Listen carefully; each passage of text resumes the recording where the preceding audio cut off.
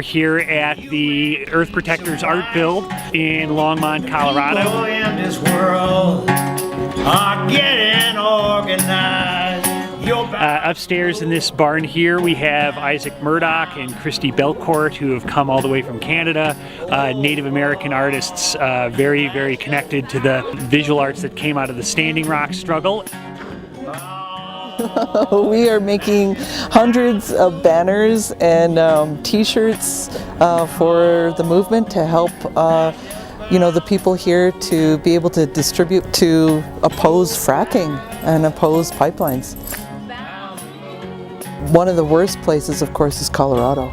For 54,000 fracking wells here located right beside people's homes, and it's poisoning people's waters, and it seems like the people don't have the right to say no to that, and that's very confusing because governments are supposed to protect the people. That's what they're there for, that's what they're elected for, and they're not doing their job.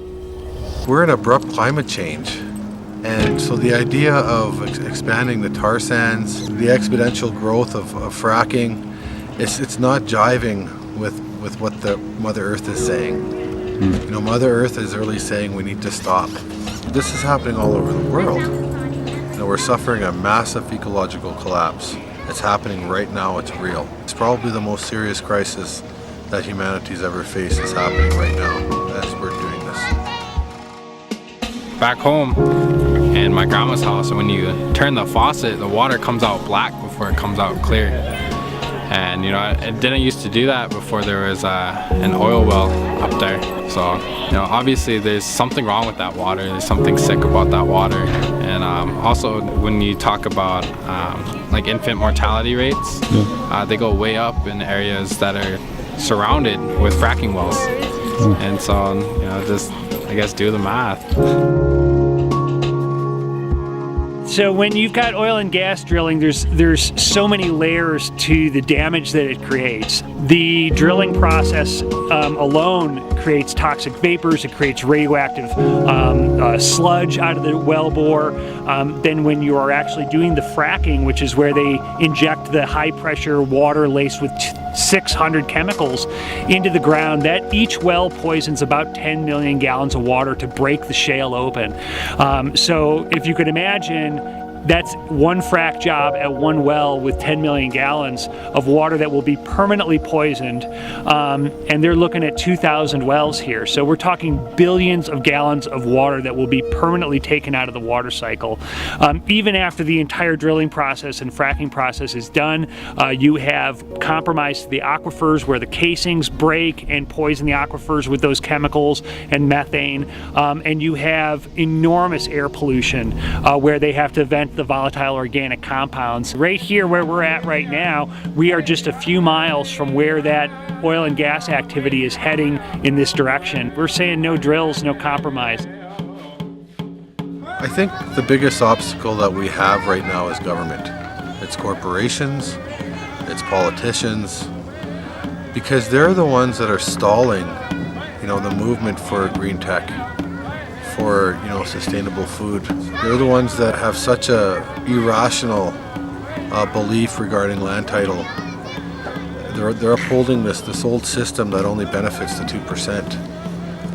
And so that's why we need to bust the system. We need to try to crack it open, and of course we need a movement with green energy. We need a movement with trying to be sustainable with our food. We need there's a lot of work to do there, and I think that's what the movement is all about, is trying to restore the balance, of course, with humans and the natural world. And so we're hoping that some of this art will inspire some people to do some of that. At the end of the day, you need water to survive, and you need the earth to grow your food. And I think when you really learn about Indigenous culture and you learn about their belief systems all around the world, they really do truly respect themselves, and they really do show honor to earth, and they show honor to our Father Sky and our Mother Moon, because it always comes back to balancing and like circles and just being a good person, I guess. We have a belief that this whole planet is sacred and this whole planet is alive. And that's the belief that we carry. And so we don't believe that human beings have a right to destroy it. We have to make sure that the coming generations of all species, not just human beings, have clean water and have clean air and clean land to be born into. That is their right, coming to this world as spirits for a spiritual experience here. Sacred water be life, standing rock, we stand with you tonight. I guess my culture, my beliefs, the way that I was raised around ceremony and being taught to value something as simple as the land, something as simple as a blade of grass, something as simple as a single raindrop. You know, all of these things in our way are blessings from Tankasha, grandfather, creator, whatever you want to call him. It's kind of hard to stay balanced and trying to be okay with all the evil in the world, and it's kind of hard to be always fighting, and you have to think about how you're going to go back in that next battle. You have to really just be committed, and one of these things is like you have to commit yourself to this way of life, and even though it's not going to be easy. That's how the movement is going to gain power, is if we, the people, want something bad enough, then we have to be willing to sacrifice and to do something about it.